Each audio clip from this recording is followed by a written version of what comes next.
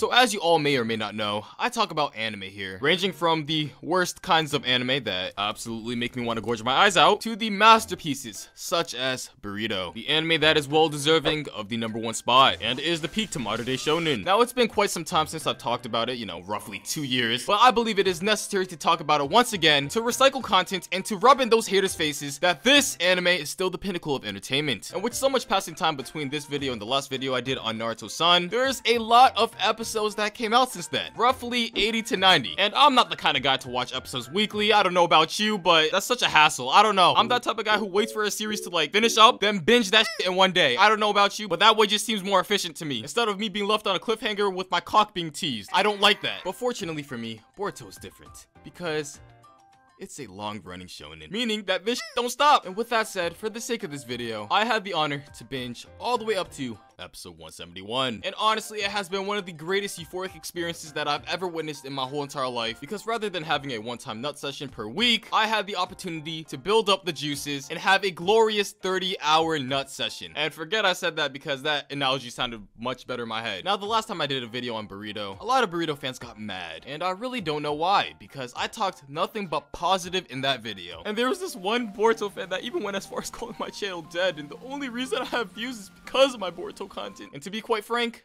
that's not too far from the truth. My most viewed videos are 100% Boruto based, and I do not have a single rebuttal strong enough to counter this claim. So anyways, what has changed between now and before? Well, absolutely nothing, except that there's more episodes, which isn't necessarily a bad thing, because Boruto is still going at its very consistent and steady pace, delivering nothing but high quality action and an expansive story with so much depth, it puts the gaping assholes of porn stars to shame. And many would say just move on to the manga because it's better, but to say that, it's like saying the Berserk manga is better than the anime. Come on now, who would want to read their fights when you have animation that looks like this? And the fact that this animation was not done by Ufotable really had me perplexed. And what's truly crazy is how the openings are pretty banger as well. And it's definitely one of the things they didn't dump their whole entire budget on, because if you compare the openings to one of your typical episodes, the animation quality is very consistent. Aside from the action, the story far surpasses the quality of the manga material by a landslide, providing the viewers a much more engaging and immersive experience and a greater understanding of the modern day shinobi world. And these episodes even got their own special certification, anime canon, meaning it's canon material that strays away from the source material, but is still canon, which does not sound like a special way to phrase filler. But yeah, as far as this video goes, no mango material. It is not a necessity to explain the greatness that is Boruto, because all of it lies within the anime. And that is not a hot take, that is factual. So given that it's been almost 2 years since I've gone over this masterpiece, I believe it would be only fitting to talk about the new shit that I've encountered, because talking about the same shit would be kinda boring. So we're gonna start with the parent-child day arc, which surprisingly enough is about a parent and child day. And a lot of people by now would assume, since it has been like 90 episodes that this anime has been running, we would be in a very epic battle between the 3 legendary Sannin. Oh wait,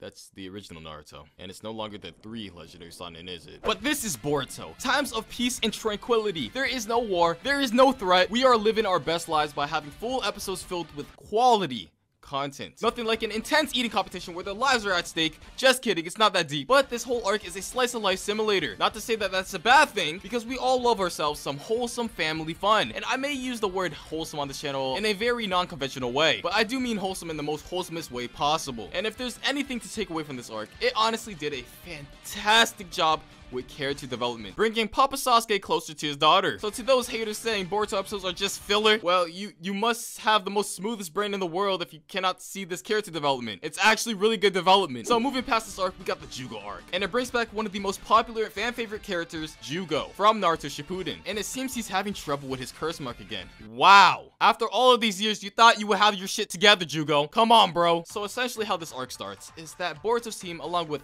team 15 was it? Which contains these characters, which, I mean, I didn't forget their name at all. To be fair, I just suck at remembering names. And it's definitely not because these characters serve no importance to the story. So they get assigned a mission to investigate the cause of injured wildlife, because a lot of birdies are being affected and we need to find a solution ASAP. So accompanying them is Captain Kanahamori Sensei, you know how it is, and a really off-brand Kakashi. And they travel far and long, and for some apparent reason, these birds attack them. And oh my god, Boruto, I'm calling PETA. So before they know it, a wild Jugo appears out of nowhere and absolutely demolishes Boruto. But luckily, this purple hair girl's Pokemon comes to save the day, and they live happily ever after. The end.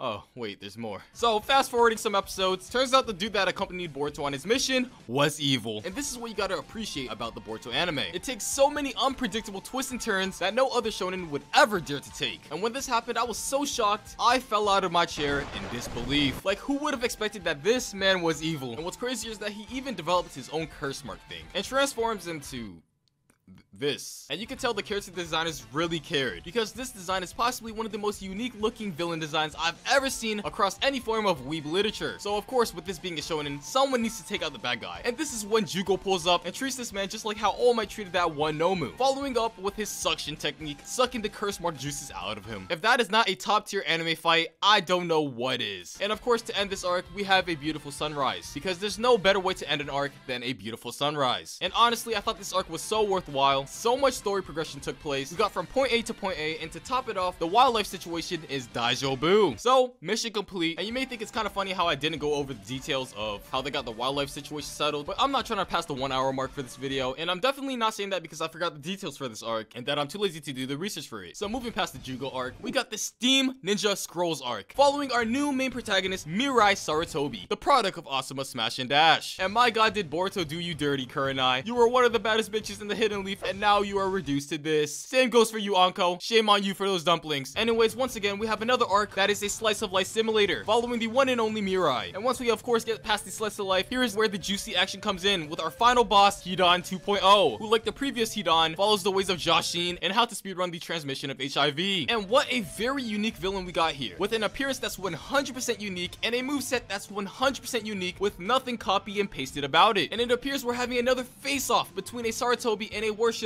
of the almighty Jashin, or Lord Jashin. I'm sorry for being disrespectful. And how it went last time, the Sarutobi took a fat L. But this time around, history won't repeat itself, because today is the day the Sarutobi prevails. And with Mirai having the plot armor equipped and maxed out stats, she takes this man out in one punch. Saitama, is that you? So yeah, this arc automatically gets a 22 out of 10 without any question. It had the action, it had the drama, it had the slice of life, it had a top tier villain, and there's not much more you can ask for. Furthermore, they even took the initiative to change the main character from Boruto to Mirai, which is an absolute power play, because we can actually now focus on the characters that actually matter. So up next, we have the Konohamaru's love arc, which is labeled as filler, which honestly, I don't see the point in calling it filler when you could just call it anime canon. But anyways, in this arc, our boy Konohamaru finds a love interest. How very romantic. And nothing spells romance like a good old lemon burger. This is the first time I've ever encountered this concoction, and by the looks of it, it looks like a pretty killer sandwich. Let me know in the comment section if you ever had a lemon burger, because, you know, I'm very curious to hear your thoughts on it, because this rare delicacy looks fire as fuck. So anyways, for the 4 episodes that this arc went on for, we got all of this build up just for it to end with Konohamaru saying, nah, she's not the one for me, which quite honestly made me feel like I spent my time very well. So moving forward to some more anime canon content, we got the Tail Escort arc, which is an arc that is focused on escorting the One Tail.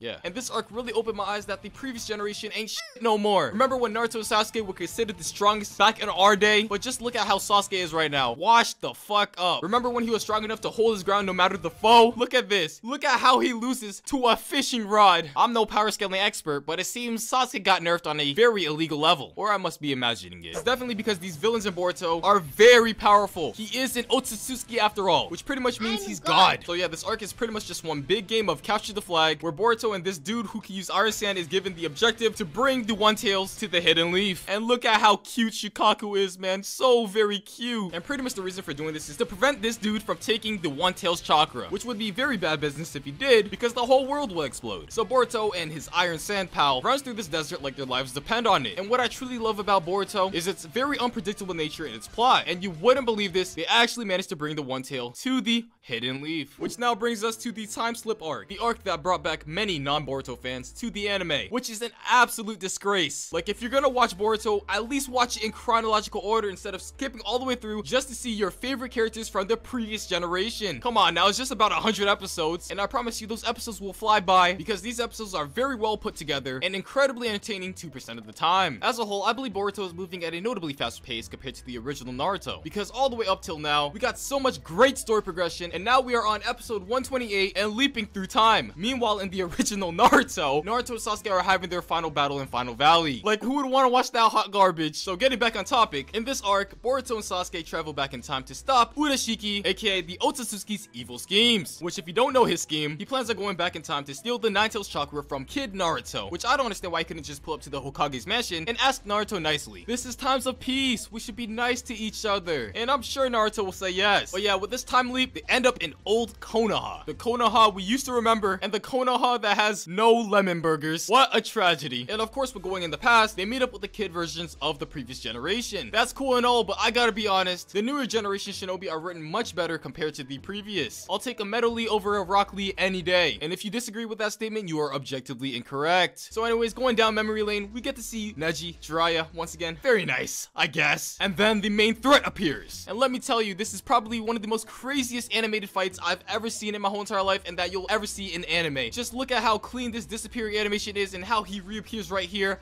Absolutely insane. Ufotable, are you sure that's not you? And then take a look at Urashiki's hover game.